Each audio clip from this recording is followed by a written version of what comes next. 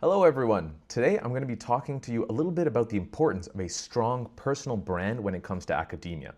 So if you're looking for a role as a professor, this is a really important aspect of the career. So for those of you that don't know me, my name is Haaris and I've been an academic hiring committee member for over a decade now, and I'm the founder of Professor Town. And we help people become professors at the college and university level. Last year alone, we've helped dozens of people make that switch in fields like healthcare, engineering, business, law, data science, and even the humanities and liberal arts. And so I'm here to share some of the things that we've seen work really well for our clients to help get that academic role. So here's the thing about applying for an academic role or faculty jobs that I have to be honest, nobody really wants to hear. It's that your resume or your CV often is not enough on its own. Even if you have publications in top tier journals, they on their own are often not enough. Because here's the thing about being a professor, and most people kind of miss this, is that you're not just supposed to know things, you're really supposed to be a thought leader. And so having a strong academic brand is one of the most powerful levers that you have, and unfortunately, almost nobody really uses it. And so, what do I mean by that? A professor isn't just supposed to know things, right? They're somebody that the world looks to for their expertise. And so, really ask yourself, like, if you're supposed to be an expert, right? If you're meant to be an expert, an authority, or a thought leader in the field, is the world actually hearing from you, right? Most candidates don't really have much of a strong personal presence or a strong brand. They do the work, they publish papers, they gain tons of experience in the field, and then it often just sits in a journal or just sits in their head, right? And nobody's really reading that. And so it's really a wasted asset and it's a really wasted opportunity to prove that you have the knowledge and skills that are exactly what the hiring committee and the institution is actually looking for. And so, what a lot of people really miss is that you really need to be telling the world very publicly about what you've done. A lot of folks are under the impression that they need new, unique ideas all the time, and that's absolutely not the case, right? It's very much possible that we can take the pressure off, and your brand doesn't really require you to consistently invent something new. That's a myth that really stops people before they start. They're worried about new, unique ideas, or they'll post once or twice, or share their work once or twice, and think that, hey, like that's all I really got.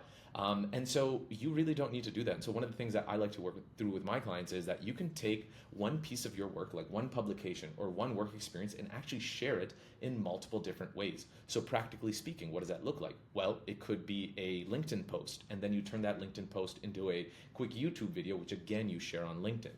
Right? You can take your publication and share publicly on LinkedIn, and then what you can do is a few days to a week later, you can take that same post, rephrase it in a way that might have a new intro or might have a new style of communication, but it's really at the core the same thing. So you can honestly take just one piece of work and just be regularly sharing it. And so what this means is you don't really need a large repository of strong academic work or experiences that you're sharing. You can take one thing and share it in multiple different ways. And I have to be honest with you, the audience or your readers or your listeners or your viewers will rarely ever get sick of the exact same thing over and over again, right? Oftentimes we need to be reminded a lot more than we need to learn for the first time, right? So one thing I like to encourage people is to just really take the pressure off themselves, and it's okay to not have new, unique ideas all the time, right? There's very little that's new under the sun, and so it is perfectly fine to take one experience, take one publication, and share it even on the same platform, multiple different ways to really start establishing your thought leadership and credibility, right? And so that's like one kind of thing that you can do, very practically speaking. And so the reason this is so important is because a strong academic brand really proves that you have the expertise before you ever walk into the room.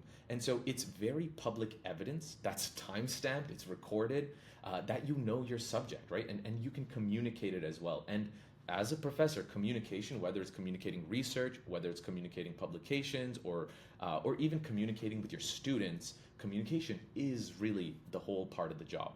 And so, let me give you a bit of an insider perspective as a hiring committee member, right? Just envision two similar candidates, right?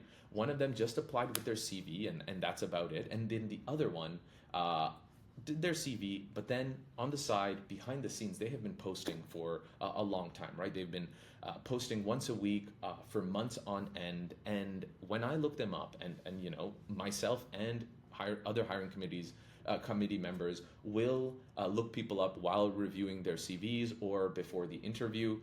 This allows us to, when we Google you or when we look you up on LinkedIn, gives us very credible evidence that, hey, this person isn't just claiming to be the expert on their CV. They are clearly, kind of sharing their knowledge and their experience for a very long time, right? So one is visibly an expert, whereas one has been claiming to be an expert on their CV. So who do you think kind of looks better, even with those two exact same profiles?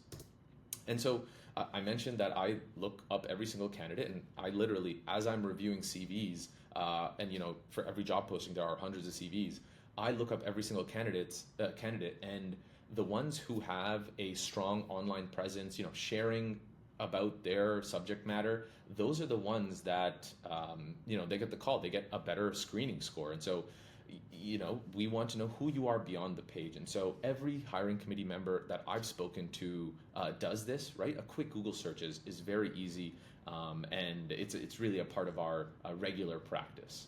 And so it is really important to have that strong online presence and a strong academic brand. And so really you have to understand that a lot of people worry that an academic brand is maybe an act of vanity, like I'm posting about my research, my work should speak for itself, and honestly that's not the case. Having a strong communication of your work is one of the most powerful levers, and very rarely do I see people pull it off at all, and then I see people pull it off kind of poorly. And so it's really important to build the brand and share your work and be that thought leader that a professor is supposed to be before even you get that title, right? Because by the time a hiring committee is looking you up, right, by the time you apply, well, that's when the work should already be done, right? So it's either done and we look you up and we find stuff that really excites us and we're like, hey, this person is clearly an expert in their field. They're talking about it all the time. They're clearly living and breathing it. We need to talk to them. We need to interview them, and maybe we need to hire them. And so if this is you and you're thinking about an academic role and you need a little help, feel free to click the link in the description below. One of our enrollment advisors would be happy to tell you a little bit about how Professor Town might help you in your academic journey. So thank you everyone for watching, and see you all in the next one.